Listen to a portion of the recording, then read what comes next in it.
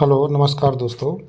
तो आज की जो वीडियो है वो रस से संबंधित है। हिंदी में रस और उनके स्थायी भाव। तो हिंदी में कितने रस हैं, कौन कौन से रस हैं और उनके स्थायी भाव कौन कौन से हैं। तो चलिए उससे पहले पढ़ते हैं रस की थोड़ी सी परिभाषा। काव्य को पढ़ने सुनने से उत्पन्न होने वाले आनंद की अनुभूति को साहित्य के अंतर्गत रस कहा जाता है। क्या कहा जाता है? रस कहा जाता है। हिंदी में स्थायी भाव के आधार पर काव्य में 9 रस बताए गए हैं। तो हिंदी में कितने रस होते हैं? 9 रस। चलिए तो उनके बारे में थोड़ा सा जानते हैं कि उसकी सभी के स्थायी भाव कौन कौन से रस हैं और उनके स्थायी भाव कौन कौन से हैं।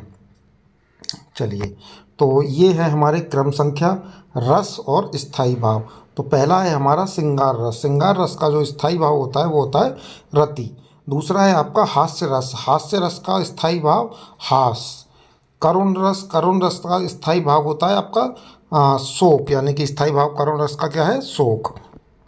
चलिए आगे चलते हैं। रौद्र रस का क्रोध होता है स्थायी भाव। वीर रस का स्थायी भाव उत्साह। भयानक रस का स्थायी भाव भय। विभत्स रस का स्थायी भाव क्या होता है? जुगुप्सा। चलिए आगे चलते हैं।